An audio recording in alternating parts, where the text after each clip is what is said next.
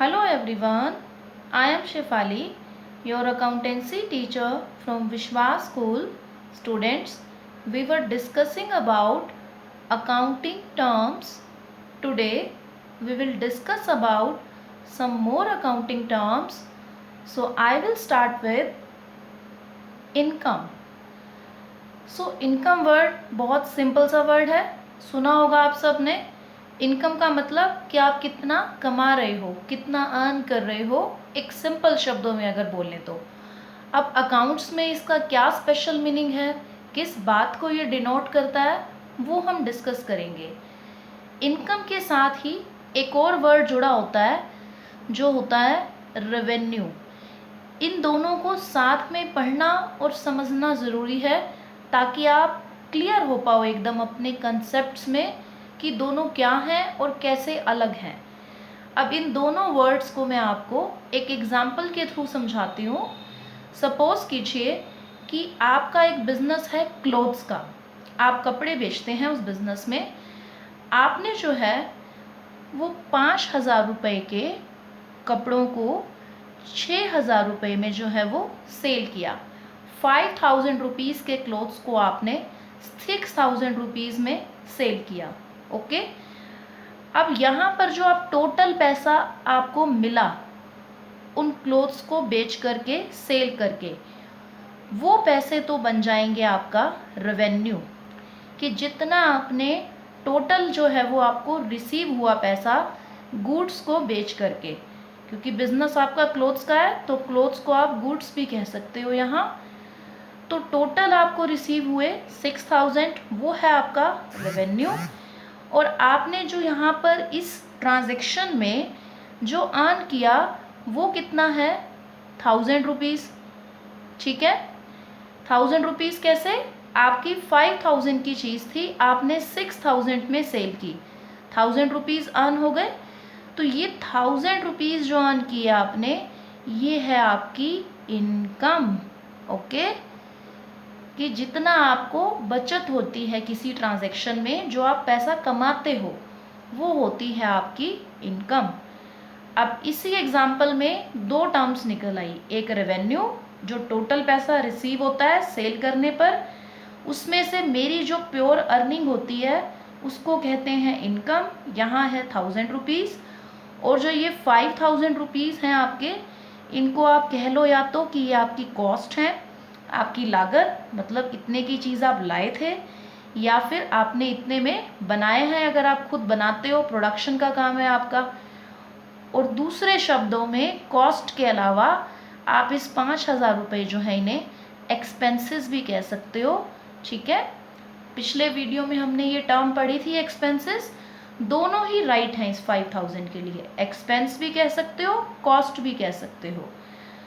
तो यहाँ पर एक छोटा सा फॉर्मूला बन गया हमारे पास कि आपके जो टोटल रेवेन्यू होता है उसमें से अगर मैं एक्सपेंसेस कह लूँ उस बात को, या मैं कॉस्ट कह दूँ, अगर मैं रेवेन्यू में से कॉस्ट माइनस कर दूँ तो जो मेरे पास बचता है वो क्या होती है, इनकम। देखो 6,000 में से अगर मैंने 5 माइनस किया तभी मेरे पास क्या आई, income. Very simple thing. Okay, so clear है हमें यहाँ पर इनकम का मतलब किसी ट्रांजैक्शन में जो प्योरली आप पैसा अर्न करते हो, आपकी जो सेविंग्स हैं, मतलब आपको बचा उतना, ओके, वो आपकी इनकम है। सेविंग्स का मतलब आपकी अर्निंग्स, कि जो आपने अर्न किया है उस ट्रांजैक्शन में, तो वो होती है आपकी इनकम। इसके बाद नेक्स्ट आपकी जो अकाउंटिंग टर्म आती है वो है प्रॉफिट। अब प्रॉफिट का मतलब हिंदी में होता है आपका लाभ, या फिर आप दूसरा शब्द यूज़ कर लें आपका मुनाफा, कि आपको कितना प्रॉफिट हो रहा है, कितना बेनिफिट हो रहा है। तो यहाँ पर ये इनकम से जुड़ा हुआ है, क्योंकि इनकम में भी तो हम वही कर रहे थे ना कि 5,000 वाली चीज़ को मैंने 6 में बेचा तो 1,000 रुपीज़ का मुझे जो है वो बेनिफिट हुआ था। तो प्रॉफिट कैसे अलग है अब इस बात से, पिछली वाली से। जो प्रॉफिट होता है वो हम निकालते हैं पूरे साल की सारी ट्रांजैक्शंस का। इनकम तो मैं एक एक ट्रांजैक्शन में देख सकती हूँ कि मैंने 5 वाली 1,000 की चीज़ को 6 में बेचा है तो मुझे 1,000 की क्या है, इनकम। प्रॉफिट आप ऐसे हर ट्रांजैक्शन में नहीं देखते हो, आप साल के एंड में, ईयर के एंड में 31 मार्च को जब बिजनेस का ईयर एंड होता है, उस टाइम पे आप देखते हो कि आपको टोटल कितना प्रॉफिट हुआ सारी ट्रांजैक्शंस को मिला करके। तो जैसे मैंने पहले लिखा ना कि रेवेन्यू माइनस एक्सपेंस, तो प्रॉफिट के लिए आप ये कह सकते हो कि टोटल रेवेन्यू मतलब पूरे साल का, पूरे ईयर का, माइनस टोटल एक्सपेंस। तो ये टोटल में से जब आप टोटल रेवेन्यू में से टोटल एक्सपेंस माइनस करते हो तो आपको जो मिलता है सामने रिजल्ट, वो होता है आपका प्रॉफिट। ओके, सो क्लियर है हम कि जो प्रॉफिट है वो पूरे ईयर के बाद निकाला जाता है। इनकम जो होती है वो एक एक ट्रांजैक्शन करने के बाद भी पता चल सकती है आपको। आफ्टर देन आपकी नेक्स्ट टर्म होती है गेन। अब गेन का मतलब यही होता है कि कुछ आपको गेन हो गया, गेन मतलब कुछ प्राप्त हो गया, कुछ रिसीव हो गया आपको।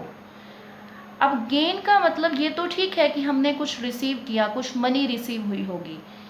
ये जो मनी आपको रिसीव होती है गेन में, ये बिजनेस जिस भी प्रोडक्ट का या जिन गुड्स का आप बिजनेस करते हो उनको बेचने से रिसीव नहीं होती है।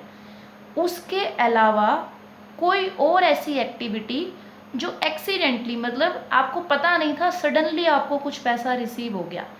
फॉर एग्जाम्पल कि आपने कोई एसेट को सेल किया, अपनी कोई प्रॉपर्टी को जो है वो सेल किया और वो प्रॉफिट में सेल हुई, मतलब आपको बेनिफिट हो गया उसको सेल करने पे। आपने कोई बिल्डिंग थी, वो आपने 1 लाख रुपीज़ में ख़रीदी थी, जब आपने उसको सेल किया तो वो 1,20,000 में जो है वो सेल हो गई। सो यहाँ पर आपको 20,000 रुपीज़ का जो है वो बेनिफिट हुआ, उसको आप कहोगे गेन। अब इसको मैं प्रॉफिट नहीं कह सकती हूँ, क्योंकि ये जो मुझे पैसा रिसीव हुआ है एक्स्ट्रा, ये बिजनेस एक्टिविटी नहीं है। मेरा बिजनेस नहीं है कि मैं डेली अपने बिजनेस की बिल्डिंग्स बेच दूँ। मेरा काम तो है प्रोडक्ट बेचना, उसी का मैं बिजनेस करती हूँ। तो ये तो एक वैसे ही हमने बिजनेस में कुछ काम किया, उससे कुछ अर्न हो गया, तो उससे जो पैसा मिलता है वो होता है गेन। बिजनेस एक्टिविटीज से अगर आपको बेनिफिट हो तो प्रॉफिट, नॉन बिजनेस एक्टिविटी है वहाँ से कुछ रिसीव हो रहा है तो वो क्या कहलाएगा, गेन। ठीक है, नेक्स्ट हमारी जो अकाउंटिंग टर्म है वो है लॉस। लॉस का मतलब होता है कि आपको जो है वो नुकसान हो रहा है कुछ। तो नुकसान हो रहा है यहाँ पर अगर हमारे पास कुछ, तो दो तरह से हो सकता है ये चीज़। या तो आपका जो अभी हमने बात की कि आपने 5,000 वाली गुड्स को जो है वो 6,000 रुपीज़ में जो है वो सेल किया। उल्टा भी हो सकता था कि आपकी जो है वो 5,000 की गुड्स जो हैं वो 4,000 में आप सेल कर पाओ, हो सकता है कम में सेल हो हमारी गुड्स। तो फिर उस टाइम पे ये जो 1,000 आपको कम रिसीव हुए पैसे, वो 1,000 रुपीज़ आपका क्या हो जाएंगे, लॉस।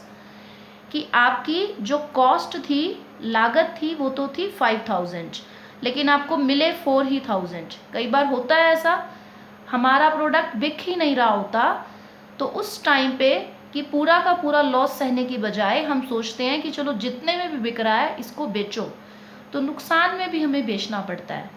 एक तो लॉस ये हुआ। दूसरा टाइप ऑफ लॉस होता है कि कुछ एक्सीडेंट हो जाए, फॉर एग्जाम्पल फायर लग गई आपकी फैक्ट्री में, आग लग जाने से, चोरी हो गई तो इस टाइप की चीज़ों से भी कई बार लॉस हो जाता है। तो दोनों ही तरीक़ों से आपको लॉस फेस करना पड़ सकता है। ये वाला जो लॉस था 1,000, ये लॉस था बिजनेस एक्टिविटीज़ की वजह से। जो दूसरा मैंने बात की एक्सीडेंटल लॉस, वो नॉन बिजनेस एक्टिविटी है कि आपने कुछ ट्रांजैक्शन गलत नहीं की, वैसे ही आपको किसी कॉज की वजह से लॉस हो गया कि फायर लग गई या फिर थेफ्ट हो गया, चोरी हो गई, उस टाइप के रीजंस। ओके, अब नेक्स्ट हम अकाउंटिंग टर्म की बात करेंगे, वो है हमारी अकाउंटिंग टर्म परचेज। अब क्या होती है ये अकाउंटिंग टर्म? परचेज का मतलब होता है खरीदना, कि जब आप कुछ बाय करोगे। अब अकाउंट्स में ये क्यों आ गई अकाउंटिंग टर्म, इसका क्या स्पेशल मीनिंग है, क्यों बात कर रहे हैं हम परचेज की?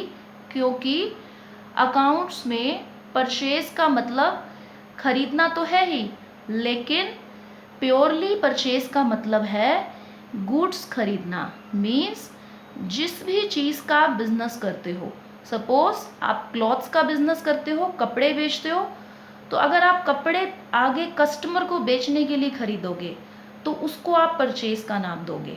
ठीक है, जिस चीज़ का बिजनेस करोगे वो चीज़ खरीदोगे तो वो परचेज कहलाएगी। उसके अलावा कुछ खरीदा, सपोज दुकान में रखने के लिए एक सोफ़ा खरीद लिया कि कस्टमर आएंगे तो सोफ़े पर बैठ सकते हैं, तो उसको आप परचेज का नाम नहीं दोगे, उसको आप नाम दोगे एसेट, कि वो मेरी प्रॉपर्टी है। परचेज में सिर्फ वो चीज़ें आएंगी जो आप अपनी दुकान में आगे कस्टमर को बेचने के लिए माल के रूप में रखोगे। अगर आप प्रोडक्शन का काम है तो रॉ मटेरियल जो आपने रखा है जिससे आप बनाओगे चीज़ें, वो परचेज है। मीन्स आगे उसको सेल करना है, उसमें थोड़े बहुत चेंजेस करे, रॉ मटेरियल है चेंजेस किए, बट आपका मोटिव ये होना चाहिए जो परचेज आप जो भी कर रहे हो कि उसको आप आगे बेचोगे, सेल करोगे, तो उस मोटिव से आप जो भी चीज़ करोगे वो परचेज है। ओके, अब इसी के साथ एक जुड़ी हुई टर्म है परचेज रिटर्न। रिटर्न का मतलब होता है वापस करना।